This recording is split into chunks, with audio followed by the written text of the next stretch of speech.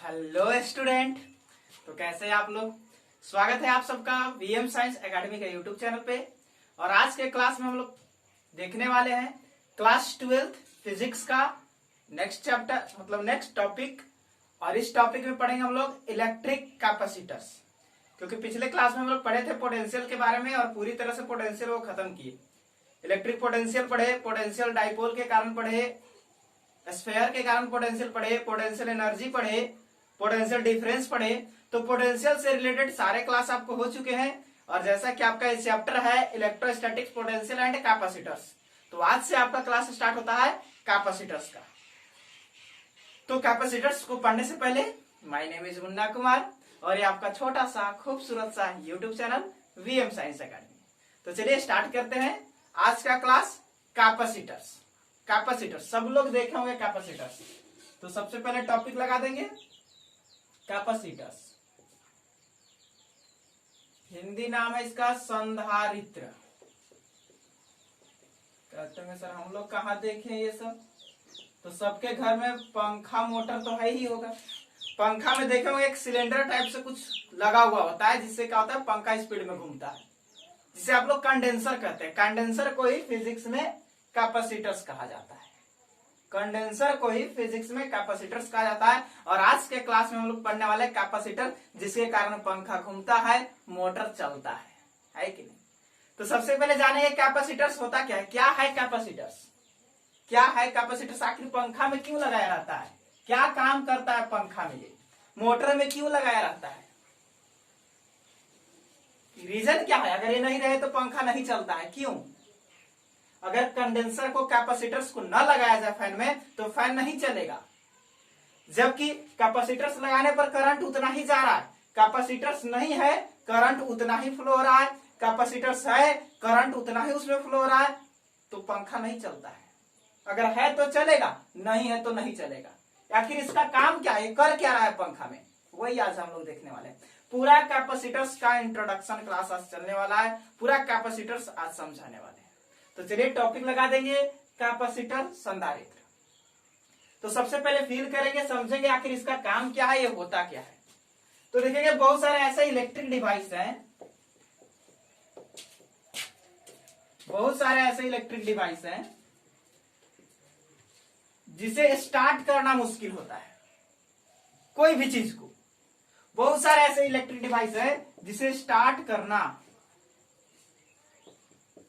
थोड़ा मुश्किल होता है, लेकिन यदि एक बार स्टार्ट हो जाए तो चलते रहे। एक बार स्टार्ट हो जाए तो चलते रहता है, मतलब कि स्टार्ट हो गया तो हो गया।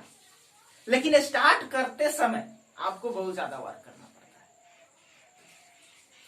जैसे फैन को ही ले लीजिए, एक बार स्टार्ट हो गया तो चल रहा है तो चल रहा है, एक बार स्टार्ट हो गया तो चल रहा है। लेकिन जब स्टार्ट करना था उस समय उसे बहुत ज्यादा एनर्जी देना पड़ेगा।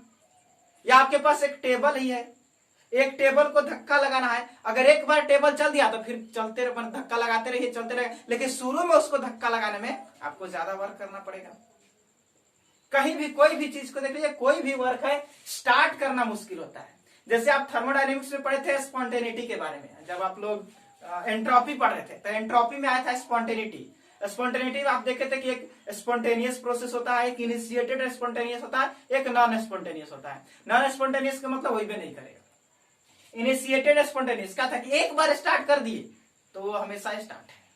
जैसे फैन, फैन को चलाने के लिए फैन हो गया, आपका मोटर हो गया, कैमरा हो गया, ये सब को चलाने के लिए हाई एनर्जी, हाई इलेक्ट्रिक की आवश्यकता होती है, बहुत ज्यादा इलेक्ट्रिक की आवश्यकता होता है। लगभग आपको 25 से 50 एम्पियर, 25 से 50 एम्पियर करंट की आवश्यकता होता है फैन वगैरह को चलाने के लिए। लेकिन ये नॉर्मल फैन आप देखते होंगे कि 5 एम्पियर से 4 से 5 एम्पियर करंट पर चलता है। 4 से 5 एम्पियर करंट पर आपका फैन वगैरह चलता है। लेकिन इसको स्टार्ट करने के लिए 25 से 50 एम्पियर आपको चाहिए। एक कैमरा, कैमरा से जब फोटो खींचते होंगे देखते होंगे अचानक बहुत तेज लाइट देता है। जैसे कैमरा फ्लैश करता है, जब आपका फोटो खिंचाता है आंख बंद हो जाता होगा ऐसे। आखिर उतना लाइट, कैमरा में एक छोटा सा बैटरी लगा हुआ होता है, कैमरा में एक छोटा सा सेल लगा हुआ होता है। जबकि उस फ्लैश को देने के लिए आपको कम से कम 25 एम्पियर करंट चाहिए। फ्लैश, जो कैमरा का फ्लैश लाइट होता है, उस फ्लैश को देने के लिए कम से कम 25 एम्पियर करंट चाहिए, और एक छोटा सा बैटरी 25 एम्पियर करंट कहां से देगा? तो सोचिए वो फ्लैश आ कहां से रहा है, वो फ्लैश आ कहां रहा है। पंखा हमेशा चलते रहता है 4 से 5 एम्पियर पर, लेकिन आपको इसको चलाने के लिए मतलब स्टार्ट करने के लिए 25 से 50 एम्पियर करंट की आवश्यकता है। तो कहते हैं लोग सर 50 एम्पियर का है, तार निकाले, इलेक्ट्रिक पोल पर टांग दिए, आ गया 50 एम्पियर। नहीं, आपके घरों में, आपके जो गांव में, आपके जो शहर में जो आपका इलेक्ट्रिक का पोल होता है, वहां से जो करंट आता है आपको मैक्सिमम 25 से 30 एम्पियर मात्र करंट आता है, 25 से 30 एम्पियर आता है। जबकि एक फैन मोटर को चलाने के लिए 25 से 50 एम्पियर तक आपको करंट चाहिए, जो कि नहीं मिलेगा, स्टार्ट नहीं होगा फैन। आप कंडेंसर हटा दीजिए और हाई का आप इलेक्ट्रिक पोल पर से 2 तार लाइए और उसमें लगा दीजिए, देखिएगा तो आपका फैन चल जाता है, आपका मोटर चल जाता है? नहीं चलेगा। इसका मतलब कैपेसिटर कर क्या रहा है? फील तो आ गया होगा। कैपेसिटर कर क्या रहा है? लो करंट को हाई कर दे रहा है, लो करंट को हाई कर रहा है, आ रहा है 25 एम्पियर, बढ़ा दे रहा है। या मान लीजिए कैपेसिटर क्या कर क्या रहा है, देखिए करता क्या। जैसे आपके पास एक फैन है, आपके पास एक फैन है, यही सपोज कीजिए आपके पास फैन है, इसमें एक कैपेसिटर लगा हुआ है। कैपेसिटर क्या करता है? इलेक्ट्रिक पोल पर इस पे करंट दे दिए, कैपेसिटर क्या करेगा? 5 एम्पियर, 4 एम्पियर, जितना भी करंट आ रहा है सबको कहेगा कि बाबू पहले आप, सबको लाएगा, अपने अंदर स्टोर करेगा। अपने अंदर क्या करेगा? करंट को स्टोर करेगा, करंट को क्या करेगा? स्टोर करेगा। और स्टोर करने के बाद एक के बार पूरा को सप्लाई कर देगा, एक के बार में, सप्लाई एट वंस, एक के बार क्या करेगा? सबको सप्लाई कर दिया। अब सोचिए फैन को चलाने के लिए आपको चाहिए था 50 एम्पियर या 40 एम्पियर, 40 एम्पियर चाहिए था। बिजली के खंभा से आपको आता है, बिजली के खंभा से आपका करंट आ रहा है सपोज कीजिए 20 एम्पियर, आपको चाहिए 40 एम्पियर। तो कैपेसिटर्स क्या करेगा? एक बार में 20 एम्पियर को स्टोर किया, अभी पंखा चलने नहीं देगा, फिर 20 एम्पियर को स्टोर किया, हो गया 40 एम्पियर। अब दोनों को एक के साथ दे देगा, दोनों को एक के साथ दे देगा, पंखा चलने लगा। और एक बार पंखा चल दिया तो फिर वही 20 एम्पियर आते जा रहा है, कैपेसिटर्स उसको बना करके देते जा रहा है। वहां से 20 एम्पियर आ रहा है, कैपेसिटर उसको 40 करके देते जा रहा है। इस तरह से पंखा क्या है? चल रहा है, तो अब चल रहा है। तो जितने भी इलेक्ट्रिक डिवाइस होते हैं जिसमें कैपेसिटर्स जो हाई करंट लेते हैं, बहुत ज्यादा इलेक्ट्रिक करंट चाहिए और उतना नहीं दे पाते हैं, तो वैसे के लिए आपको क्या लगा जाता है? कैपेसिटर लगाया जाता है। जैसे कैमरा है, कैमरा में एक छोटा सा बैटरी रहता है सेल, जो कि बहुत छोटा सा करंट देता है, और उस करंट से उतना फ्लैश नहीं हो सकता। देखे होंगे जैसे ही फोटो खिंचाता है खचक पूरा लाइट जाता होगा, आंख बंद हो जाता है, ऐसे ऐसे आंख बंद हो जाता है। उतना लाइट आया कहां से? छोटा सा बैटरी तो उतना करंट देगा नहीं, तो उतना लाइट कहां से आता है? तो उसमें कैपेसिटर्स लगा होता है। कैमरा के अंदर भी एक कैपेसिटर्स लगा हुआ है। एक कैपेसिटर्स क्या करेगा? बैटरी से थोड़ा थोड़ा करंट को ऑब्जर्व करके, और जैसे ही आप खचक से फोटो खींचते टिपते हैं, यहाँ पे पूरा फ्लैश देता है एक ही बार, ताकि फोटो क्या हो? पूरा फ्रेश है, अच्छा है, लाइट ज्यादा जाए। ये कैपेसिटर्स यहाँ भी काम करता है। तो कैपेसिटर्स है क्या? कैपेसिटर्स एक इलेक्ट्रिक डिवाइस है, कंडक्टर है। कैपेसिटर्स क्या है? एक कंडक्टर है जो इलेक्ट्रिक करंट को स्टोर करके और एक ही साथ सप्लाई कर देता है, मतलब कि करंट को बढ़ा करके सप्लाई करता है। यानी कि आप कह सकते हैं कैपेसिटर्स क्या है? तो capacitors is an electric device which store the electrical energy and supply at once, है कि नहीं? आप कह सकते हैं कि it is an electric device which store the electrical energy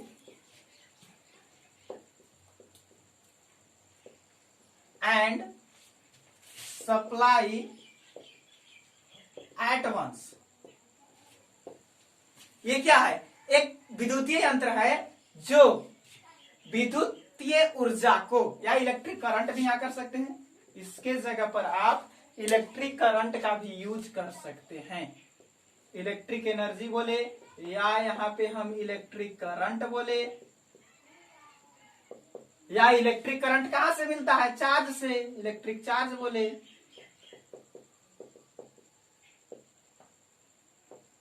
तो यहां पे हम कुछ भी यूज कर सकते हैं कि it is an electric device which store the electric charge, which store the electric charge. अरे चार्ज को स्टोर कर रहा है, स्टोर कर रहा है, बहुत सारा चार्ज हो गया, एक के बाद सारे चार्ज को छोड़ दिया तो चार्ज चल दिया, अरे धारा चला, करंट चला, एक के साथ बहुत ज्यादा एक ही बार में बहुत ज्यादा करंट मिल गया, मिला कि नहीं मिला?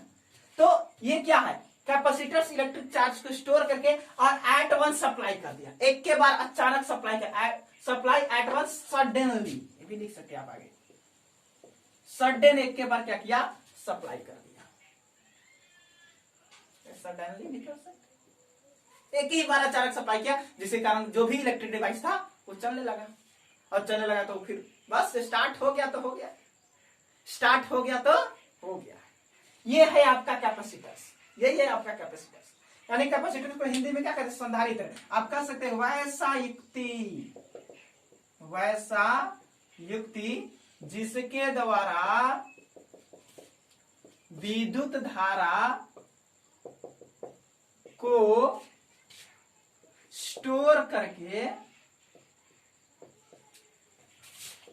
धारा का मान बढ़ाया जाता है, उसे संधारित्र कहते हैं। यानी संधारित्र क्या हुआ आपका? तो एक ऐसा युक्ति है, एक ऐसा मशीन है, एक ऐसा डिवाइस है, एक ऐसा यंत्र है जो विद्युत धारा को क्या करता है? स्टोर करता है। इलेक्ट्रिक करंट को क्या करता है? स्टोर करता है, और स्टोर करके उसके मान को क्या करता है? बढ़ा देता है। स्टोर करके और अचानक सप्लाई किया, अरे भैया 5 एम्पियर करंट आ रहा था तो 5 एम्पियर धारा इधर ही सप्लाई कर रहा था, कोई मान लो डायरेक्ट। अब यहाँ पे एक कंडेंसर लगा दिए हम, कंडेंसर कैसा भी हो सकता है, ऐसे आप देखेंगे फैन वगैरह में सिलेंड्रिकल होता है बेलन के जैसा, लेकिन कंडेंसर गोला भी हो सकता है, सिलेंडर भी हो सकता है, स्फीयर भी हो सकता है, कैसा भी शेप हो सकता है, नॉन यूनिफॉर्म शेप, इसका कोई फिक्स नहीं है, कैसा भी शेप हो सकता है। तो यहाँ पे क्या करिए, एक हम कैपेसिटर्स लगा दिए, चलिए सिलेंड्रिकल लगा देते हैं कैपेसिटर्स, ये एक कैपेसिटर्स लगा दिए। अब ये क्या करेगा? इस 5 एम्पियर 5 एम्पियर 5 एम्पियर को स्टोर किया, 5 एम्पियर 5 एम्पियर, अब 25 एम्पियर को अचानक सडनली अब ट्रांसफर किया। आ रहा था 5 एम्पियर, जा रहा है 25 एम्पियर, आ रहा है 5 एम्पियर, जा रहा है 25 एम्पियर, है कि नहीं? तो सर इसको थोड़ा और फील कराइए। तो चलिए, थोड़ा रिक्सी है, थोड़ा सा रिक्सी है, लेकिन फील आएगा। आप अपने घर में इस एक्सपेरिमेंट को देख सकते हैं। आप अपने घर का फैन को, ढक्कन को खोलेंगे, उसमें से कैपेसिटर्स को निकालेंगे, उसमें से कैपेसिटर्स को निकालेंगे, सिलेंडर के जैसा होगा, इतना बड़ा होगा, इतना बड़ा होगा, इसी के जैसा होगा, यहाँ ऐसा ना होगा, मतलब इससे थोड़ा सा बड़ा होगा, उसमें 2 वायर निकले होंगे, ये आपका इस तरह का कैपेसिटर्स होगा, उसमें यहां से 2 वायर निकले होंगे, इस तरह का कैपेसिटर्स होगा। ठीक, अब इसको आपको क्या करना है, एक पॉजिटिव वायर है, एक नेगेटिव वायर है। आपके पास इलेक्ट्रिक बोर्ड होगा,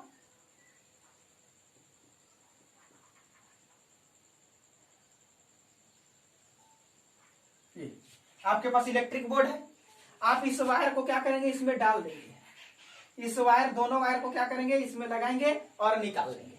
हाँ, इसमें करंट होना चाहिए, इसमें डाल करके और निकाल लेंगे, कुछ देर तक रखेंगे या इसे डालेंगे और निकाल लेंगे। उसके बाद आप इस दोनों वायर को डाल करके निकालिए, इसमें डाले फिर निकाल ले। अब इस दोनों वायर को टच करेंगे, दोनों वायर को क्या करेंगे, टच करेंगे, देखेंगे शॉर्ट सर्किट होगा, एकदम शॉर्ट होगा और अचानक लाइट आपको मिलेगा, शॉर्ट होगा। जैसे ही दोनों तार को सटाइएगा, यहां से लाइट निकलेगा। इसका मतलब क्या हुआ, जैसे इसको इसमें लगाए, इसमें जो करंट था उसको इसने क्या किया, ऑब्जर्व कर लिया, करंट को क्या किया, स्टोर कर लिया, इसमें जो भी करंट था उसको क्या कर लिया, स्टोर कर लिया। यानी कि इसके पास चार्ज आ गया, चार्ज कैसा है, प्लस भी है माइनस भी है, चार्ज कैसा है, प्लस भी है माइनस भी है, और जब प्लस माइनस दोनों चार्ज को आपने सटा दिया, सर अट्रैक्शन फोर्स बहुत ज्यादा होता है प्लस माइनस के बीच, चार्ज क्या हो गया, न्यूट्रलाइज हुआ। न्यूट्रलाइज हुआ तो सारा चार्ज कहां चला गया, लाइट के रूप में चेंज हो जाएगा, क्योंकि कंजर्वेशन ऑफ चार्ज पढ़े हैं, charge neither be created nor be destroyed, तो हुआ क्या, चेंज होगा, किसमें चेंज हुआ, तो लाइट में चेंज हो गया। इलेक्ट्रिक चार्ज किसमें चेंज हो गया, लाइट में, अचानक लाइट मिलेगा। यानी कि कंफर्म है कि कैपेसिटर्स क्या करता है, चार्ज को स्टोर करता है, और एक ही साथ सप्लाई, ऐसा नहीं है कि एक बार ऐसे किए फिर हटाए फिर करेंगे तो फिर होगा, नहीं, एक बार सटाए सारा सप्लाई कर दिया, एक ही बार में सब सप्लाई कर देता है, फिर सप्लाई नहीं करेगा। या एक और काम कीजिए, इसको इसमें निकाल करके ऐसे ले आइए, इसमें चार्ज आ चुका है, इसको हम इलेक्ट्रिक बोर्ड में से निकाल करके ला दिए, चार्ज आ गया इसमें। अब क्या करते हैं, एक बल्ब लेते हैं हम, ये प्लस है माइनस, इसको इससे जोड़ दिए, इसको इससे जोड़ दिए, देखिए बल्ब एक बार बढ़ेगा, एक बार बल्ब क्या होगा, जलेगा, एक बार सिर्फ बल्ब जलेगा, फिर नहीं जलेगा, अचानक बल्ब जलेगा, फुक फुक खत्म, फुक खत्म, फुक खत्म, फुक खत्म, एक बार बल्ब जलेगा फिर नहीं जलेगा।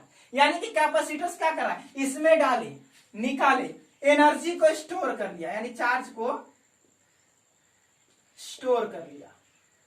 अब जैसे इसमें बल्ब लगाए, सारे चार्ज को एक के बाद दे दिया, सारे चार्ज को एक के बाद दिया, तो बल्ब जला, भुक खत्म, है कि नहीं। ऐसा नहीं कि बल्ब जलते रहेगा, नहीं, कैपेसिटर्स एक ही बार suddenly supply at once, supply at once, suddenly, suddenly एक ही बार सारे चार्ज को क्या करता है, दे देता है, तो बल्ब भरेगा, भुक खत्म, है कि नहीं। ये था आपका कैपेसिटर्स का पूरा इंट्रोडक्शन। तो कैपेसिटर से आप क्या समझते हैं, एक तरह का इलेक्ट्रिक डिवाइस है जो जो जो इलेक्ट्रिक चार्ज को, इलेक्ट्रिक करंट को, इलेक्ट्रिकल एनर्जी को स्टोर कर लेता है, स्टोर कर लेता है, और एक ही साथ सडनली सप्लाई करता है, एक ही बार सडनली क्या करता है, सप्लाई करता है, जिसके कारण कोई भी इलेक्ट्रिक डिवाइस चलना स्टार्ट करता है, स्टार्ट हो जाता है, और स्टार्ट होने के बाद फिर वैसे ही चलते रहता है। क्लियर। तो ये था आपका कैपेसिटर। जिस तरह से आप लोग रेजिस्टेंस पढ़े होंगे 10th क्लास में, रेजिस्टेंस क्या करता है, रोकता है, धारा को क्या करता है, रोकता है, और ये क्या करता है, धारा को बढ़ा देता है। ये क्या करता है, धारा को बढ़ा देता है, ये क्या करता है, धारा को बढ़ा देता है कि नहीं। तो जस्ट अभी हम लोग 10th क्लास में पढ़े थे रेजिस्टेंस, यहाँ भी पढ़ेंगे रेजिस्टेंस, सेकेंड डे जब चलेगा उसमें हम लोग करंट इलेक्ट्रिसिटी है उसमें रेजिस्टेंस को पढ़ेंगे। उसके बाद हम लोग को पढ़ना है मैग्नेटिज्म में जाकर पढ़ेंगे तो कंडक्टेंस पढ़ेंगे, जहां आपको एल परिपथ एल मिलेगा, L L L L L inductor पढ़ेंगे, इंडक्टर। यहाँ पे हम लोग क्या पढ़ रहे हैं अभी, कैपेसिटर्स, उसके बाद पढ़ेंगे रेजिस्टेंस, रजिस्टर, उसके बाद पढ़ेंगे हम लोग इंडक्टर।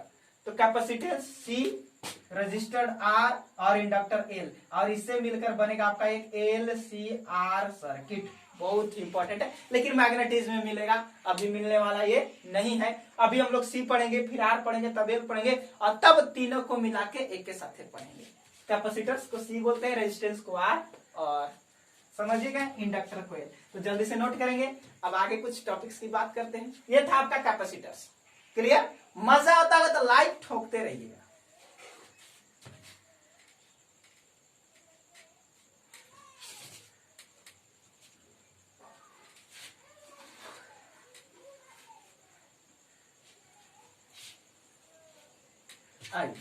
अब कैपेसिटर्स की कैपेसिटेंस को देख लेते हैं कि कोई कैपेसिटर्स की क्षमता कितनी होती है, कितनी धारा को ऑब्जर्व कर सकता है, कितना करंट, कितना चार्ज को ऑब्जर्व कर सकता है, वही ना कैपेसिटेंस होगा। अरे कैपेसिटर क्या करता है, चार्ज को ऑब्जर्व करके एक बार दे देता है, तो इसकी कैपेसिटेंस देखना है, उसके कैपेसिटी को देखना है। कैपेसिटेंस या कैपेसिटी ऑफ कैपेसिटर बोले तो संधारित्र की क्षमता या धारिता, संधारित्र की क्षमता मतलब धारिता या क्षमता, मतलब किसने इसकी एबिलिटी है, आप कह सकते हैं ability to hold the electrical charge by the capacitors. Electric charge को कितना होल्ड करने की कितनी क्षमता है इसके पास, है कि नहीं?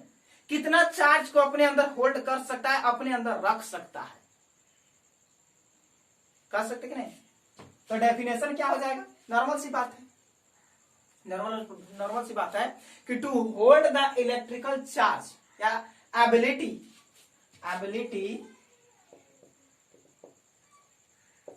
टू होल्ड, एबिलिटी का स्पेलिंग चेक करेंगे, ability to hold the electrical charge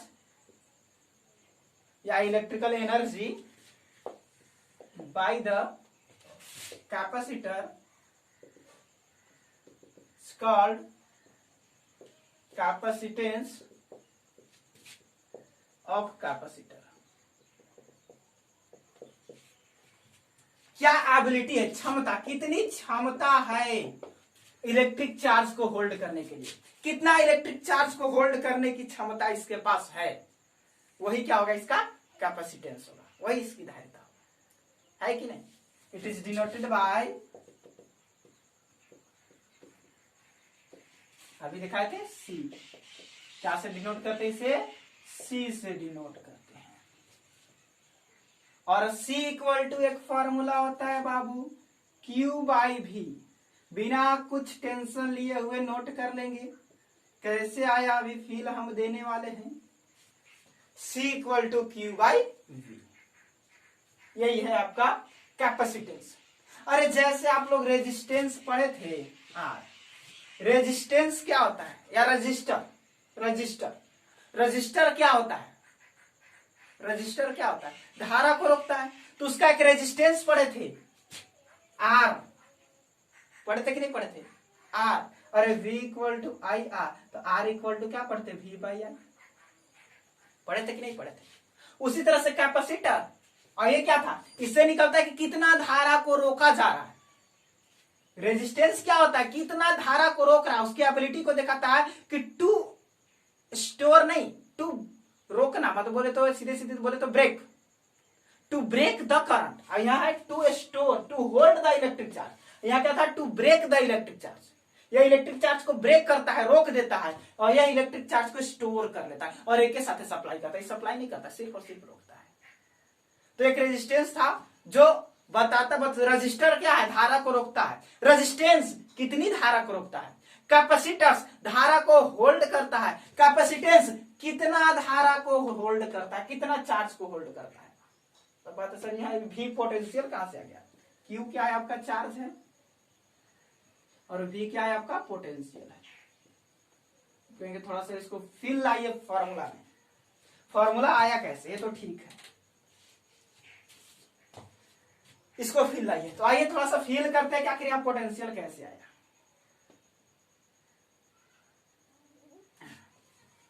तो सपोज कीजिए ये आपका क्या है? एक कैपेसिटर है, एक स्फीयर है, एक स्फीयर है। इसके पास क्या है कि बहुत सारा चार्ज है, इसके पास बहुत सारा चार्ज है। और कैपेसिटर आप समझ चुके, क्या करता है? चार्ज को होल्ड करता है, चार्ज को होल्ड करता है, चार्ज को रखता है, चार्ज को रखता है, चार्ज को रखता है, चार्ज को रखता है। ये क्या करता है? चार्ज को रखता है। तो आइए ध्यान से देखेंगे, चार्ज को रखता है तो हम और चार्ज, इस पर चार्ज है तो इसका पोटेंशियल क्या होगा? कुछ भी होगा। या अभी छोड़िए, ये कैपेसिटर से इधर से हम करंट इस पर चार्ज दे रहे हैं। चार्ज कहां से दे रहे हैं? चार्ज कहां से देते हैं हम लोग? चार्ज कहां से देते हैं? चार्ज कहां से लाते हैं? चार्ज कहां से लाते हैं? चार्ज कहां से लाते हैं? अरे पूर्वजों का देन है बाबू, हम लोग चार्ज कहां से? इन्फिनिटी से लाते हैं। तो इन्फिनिटी से चार्ज को इस पर ला करके देते जा रहे हैं। चार्ज ला रहे हैं तो इसका पोटेंशियल बन रहा है, चार्ज ला रहे हैं तो इसका पोटेंशियल बन रहा है। जैसे ही चार्ज देंगे इस पर पोटेंशियल आ जाएगा, है कि नहीं? एक चार्ज के लिए पोटेंशियल कुछ नहीं होगा, लेकिन जब बहुत सारा चार्ज देते रहेंगे पोटेंशियल बढ़ते जाएगा। अब एक चार्ज था, इसको कहें बाबू यहाँ चलेगा, कहेंगे कि चलेंगे, लेकिन तुम्हें कुछ वर्क करना पड़ेगा क्योंकि न्यूटन ने हमको मना कर दिया है। हमने इसको फुचक एनर्जी दिया, आ गया, इधर से रोक लिया, खत्म, पोटेंशियल खत्म। फिर दूसरा चार्ज को कहेंगे बाबू तू चलेगा, हाँ चलेंगे। अब दूसरा चार्ज को लाएंगे तो पहला चार्ज जो यहाँ गया है पॉजिटिव, पॉजिटिव, ये उसको उधर रिपेल करेगा, हमको वर्क करना पड़ेगा। हमको वर्क करना पड़ेगा, पोटेंशियल बढ़ेगा। तीसरा चार्ज कर लाने के लिए और वर्क करना पड़ेगा, पोटेंशियल और बढ़ेगा। चौथा चार्ज लाने के लिए और वर्क करना पड़ेगा, पोटेंशियल और बढ़ेगा। जितना चार्ज ला रहे हैं पोटेंशियल बढ़ रहा है। अगर पोटेंशियल कम हो जाए, तो चार्ज को लाने में आसानी होगा। इस पोटेंशियल के कारण चार्ज को लाने में हमको क्या हो रहा है, बहुत ज्यादा वर्क करना पड़ रहा है। इसके पोटेंशियल के कारण चार्ज को लाने में हमको क्या करना पड़ रहा है, बहुत ज्यादा वर्क करना पड़ रहा है। अगर पोटेंशियल को कम कर दिया जाए तो चार्ज आसानी से आएगा, और चार्ज आसानी से आएगा तो कैपेसिटर खुश, उसको तो चाहिए चार्ज को स्टोर करना है, यानी कैपेसिटेंस बढ़ जाएगा। यानी पोटेंशियल कम होगा, तो कैपेसिटेंस क्या होगा, बढ़ेगा। सोचिए, पोटेंशियल कम होगा तो कैपेसिटेंस बढ़ेगा। इसका मतलब क्या, इनवर्सली प्रोपोर्शनल। नीचे आ गया क्या? और ये काम किसके लिए हो रहा है, चार्ज के लिए। अभी कम हो गया तो चार्ज जितना बढ़ाएंगे कैपेसिटेंस उतना बढ़ेगा, है कि नहीं। लेकिन चलिए फॉर्मूला का फिर आया, पोटेंशियल कहां से आया। आप देखिए, कहीं भी चार्ज को ले जाएंगे वहां पोटेंशियल बनेगा। एक सिंगल चार्ज से पोटेंशियल नहीं बनता है, बार बार कहते हैं सिंगल चार्ज से पोटेंशियल नहीं बनता है, क्योंकि सिंगल चार्ज को यहां से कहेंगे बाबू वहां चलेगा, हम चलेंगे, लेकिन हमको न्यूटन ने मना कर दिया है, तुमको हम पर वर्क करना पड़ेगा। इन्हें से फुचक सिक्का वर्क लगाए, उधर चल दिया, वहां से फुचक सिक्का रोके, जितना वर्क इधर से उतना वर्क इधर से, वर्क डन 0 तो पोटेंशियल 0। अरे पोटेंशियल पढ़ा हो यार, V = dW/Q या W/D, del V = del W/Q। अब वर्क नहीं हुआ तो पोटेंशियल कहां से, अरे ये नहीं पढ़े थे यार। Vp माइनस P पॉइंट पर लाना है कहां से, इन्फिनिटी से, तो final minus initial equal to यहाँ P टू इन्फिनिटी/Q। वर्क कहां हो रहा है, P से इन्फिनिटी पर वर्क हो रहा है, तो यही 0, पूरा पोटेंशियल 0। यही 0 तो पूरा वैसे जानते हैं इन्फिनिटी का पोटेंशियल हम लोग क्या लिखते हैं, 0। कहीं का पोटेंशियल चादर बढ़ा के हम लोग क्या करते हैं, 0। चल भैया तुम 0 हो जाओ, है कि नहीं। इन्फिनिटी का पोटेंशियल हम 0 कर देते हैं। तो यहाँ पे बात करेंगे, यहाँ चार्ज को ला रहे हैं, सिंगल चार्ज से तो पोटेंशियल नहीं बढ़ेगा, लेकिन और चार्ज को ला रहे हैं, क्योंकि इसके पास तो कैपेसिटर क्या करता है, चार्ज को स्टोर करता है। हम और चार्ज यहाँ dq करके देते जा रहे हैं, पोटेंशियल बढ़ते जा रहा है। अब पोटेंशियल बढ़ रहा है तो चार्ज को आने नहीं देगा, अगर पोटेंशियल कम रहे, पोटेंशियल को कम किया जाए तो चार्ज आसानी से आएगा।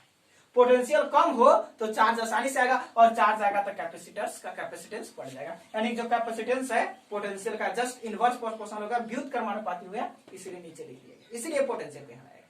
ठीक, क्लियर, फील आ गया। ऐसे है कि फिनोमिना है, एक आपका एक्सपेरिमेंट से फॉर्मूला निकाल दिया गया है, इसका कोई प्रूफ नहीं है, लेकिन हम फील करवा दिया आपको, क्योंकि फील नहीं आता है तो पढ़ाने में मजा ही नहीं आता है, और आपको पढ़ने में मजा नहीं आएगा। ये आपका चार्ज था और ये आपका क्या है, पोटेंशियल है। अब थोड़ा सा इसके यूनिट की बात कर लेंगे, तो यूनिट देखें तो क्या होना चाहिए था, यूनिट इसका क्या होना चाहिए था, चार्ज कितना, कैपेसिटेंस क्या है, कितना चार्ज को होल्ड कर रहा है, मतलब यूनिट तो कूलम होना चाहिए था, या कितना इलेक्ट्रिकल एनर्जी को स्टोर कर रहा है, कितना इलेक्ट्रिकल एनर्जी को स्टोर कर रहा है, इलेक्ट्रिकल एनर्जी तो जूल होना था। तो इसका यूनिट चाहे तो कूलम, नहीं तो जूल होना चाहिए था, लेकिन इसका एनर्जी ना तो कूलम होता है और न ही जूल होता है, इसका यूनिट न तो कूलम होता है और न ही जूल होता है। क्यों क्यों क्यों क्यों, रीजन क्या है, रीजन क्या है, तो रीजन देखिए क्या है, रीजन क्या है, कारण क्या है। तो सीधी सी बात है कि जो कैपेसिटेंस होता है वो चार्ज और पोटेंशियल से इंडिपेंडेंट होता है, because capacitance is independent from Q and V। Q और V से क्या होता है, independent to Q and V। Charge और पोटेंशियल से, चार्ज और V से ये क्या होता है, कैपेसिटेंस इंडिपेंडेंट होता है।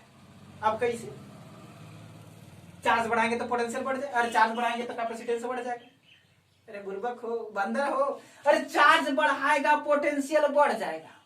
अब समझो, किसी सरफेस पर क्या किया, 5 कूलम चार्ज दिए और पोटेंशियल उसका मान लो 20 वोल्ट हो गया। तो अभी कैपेसिटेंस कितना हो रहा है? 1/4। इसको डबल कर दिए, 10 कूलम चार्ज दिए तो पोटेंशियल भी तो डबल हो जाएगा बाबू, 1/4। चलो ट्रिपल कर दिए तो पोटेंशियल भी तो ट्रिपल हो जाएगा, 20 तिहाई, अरे 5 तिहाई 15, 20 तिहाई 60, 15 चौके 60। यानी कि कैपेसिटेंस फिक्स है। चार्ज को बढ़ा दो, पोटेंशियल को अपने आप बढ़ जाएगा, यानी रेशियो उतने का उतने रहेगा। तो यहां से एक और फॉर्मूला जाता है कैपेसिटेंस का कि चार्ज तथा पोटेंशियल के रेशियो को कैपेसिटेंस कहा जाता है। चार्ज और पोटेंशियल के रेशियो को, अनुपात को, मतलब कि विद्युतीय आवेश और विद्युतीय विभव के अनुपात को ही क्या कहा जाता है? कैपेसिटेंस कहा जाता है। क्योंकि ये रेशियो हमेशा फिक्स रहता है। चार्ज को कितना बढ़ा दो पोटेंशियल बढ़ जाएगा उसी के रेस्पेक्ट में, तो रेशियो उतना ही आने वाला है। यानी कि कैपेसिटेंस चार्ज और पोटेंशियल से क्या है? इंडिपेंडेंट है। तो डिपेंड किस पर है? It is depend on dimension, dimension या डायरेक्शन कर सकते हैं, डायमेंशन, डायरेक्शन या डायमेंशन भी, डायमेंशन एंड मीडियम। किस मीडियम में इसको रख रहे हैं और किस डायमेंशन में इसको रख रहे हैं, उस डायमेंशन और मीडियम पर डिपेंड करता है। उस डायरेक्शन और मीडियम पर, उस डायमेंशन और मीडियम पर डिपेंड करता है कि कहां पे इसको रख रहे हैं। क्लियर? और इसका जो यूनिट होता है वो देखिए, इसका यूनिट होता है, आप खुद से देख सकते हैं, इसका यूनिट बिल्कुल सही था। C इक्वल टू क्या हो गया आपका? Q/V। तो इसका चार्ज का क्या होगा? कूलम। V का क्या हो गया? वोल्ट। और कूलम पर वोल्ट को लिखा जाता है farad, FARAD, farad, farad, farad. यानी कि आप ये भी याद रखेंगे 1 फैराड इक्वल टू 96,500 कूलम होता है। बहुत ही बड़ा मात्रक है फैराड। ये आपका कैपेसिटेंस का क्या हो गया? यूनिट हो गया फैराड। याद रखना है कैपेसिटेंस की unit farad. 1 farad equal to 1 coulomb per volt. आप इसको भी ध्यान में रखेंगे, 1 farad equal to 1 coulomb per volt. 1 farad equal to 1 coulomb per volt. अगर 2 फैराड है तो 2 कूलम पर वोल्ट। 3 फैराड है तो 3 कूलम पर वोल्ट। अगर यहाँ पे 3 फैराड है तो इसको लिखा गया 3 कूलम पर वोल्ट। मतलब 1 वोल्ट को बढ़ाने के लिए 3 कूलम की आवश्यकता हो रही है। 1 वोल्ट को बढ़ाने के लिए 3 कूलम आवेश की आवश्यकता हो रही है। यहाँ 1 वोल्ट को बढ़ाने के लिए 1 कूलम की आवश्यकता हो रही है। तो डिवाइस पर डिपेंड करने वाला है कि नहीं?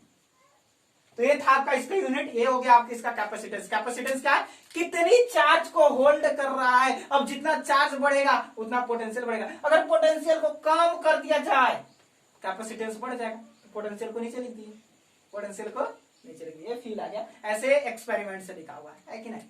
तो ये था आपका कैपेसिटेंस। चलिए एक आठो न्यूमेरिकल कर लिया जाए। बिल्कुल, आइए एक आठो क्वेश्चन कर लेते हैं।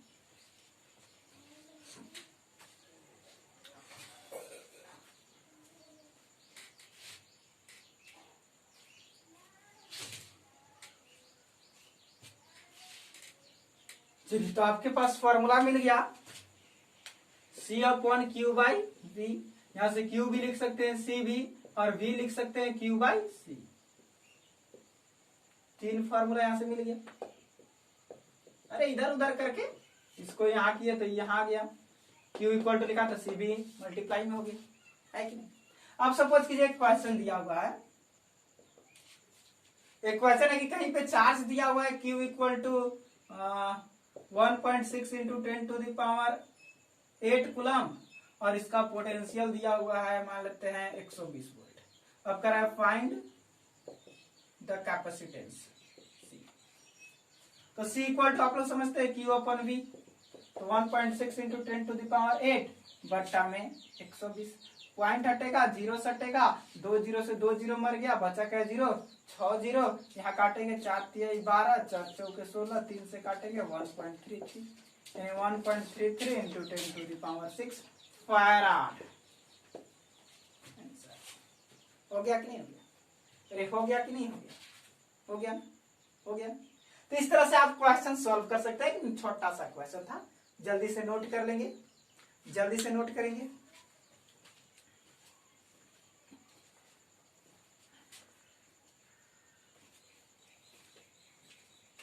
तो ये था आपका कैपेसिटर्स और उसका कैपेसिटेंस। बिल्कुल अच्छी तरह से हमने आपको एक्सप्लेन किया और आई होप आपको बहुत अच्छा लगा होगा। जैसा भी लगा होगा कमेंट करके जरूर बताएंगे। और नेक्स्ट क्लास से आपको चलने वाला, क्योंकि आपके बुक में भर भर कर दिया हुआ है capacitor, parallel plate, parallel capacitor, समांतर पट्टी संधारित पैरेलल कैपेसिटर्स पढ़ना है और स्फेरिकल कैपेसिटर्स भी पढ़ना है। तो स्फेरिकल तो कम है, पैरेलल बहुत ज्यादा पढ़ना है। उसके बाद इसका कॉम्बिनेशन पढ़ना है। अगर 2 3 4 कैपेसिटर एक ही साथ कंबाइन करना पड़े तो क्या आप देखें कि कैपेसिटर का कैपेसिटेंस फिक्स होता है, कितना चार्ज बढ़ा दीजिए कैपेसिटेंस फिक्स है, क्योंकि डिपेंड किस पर करता है, मीडियम पर। अभी दिखाएंगे कैसे मीडियम पर डिपेंड करता है, फील कराएंगे। तो नेक्स्ट क्लास में हम लोग पढ़ने वाले हैं स्फेरिकल कैपेसिटर्स, उसके बाद पैरेलल प्लेट कैपेसिटर्स। तो मजा आने वाला है, 4-5 लेक्चर और चलेगा, आपका ये भी चैप्टर खत्म हो जाएगा। तो इसी तरह से हमसे जुड़े रहिए और चैनल को लाइक, सब्सक्राइब, शेयर करेंगे और हाँ, कमेंट तो जरूर करें।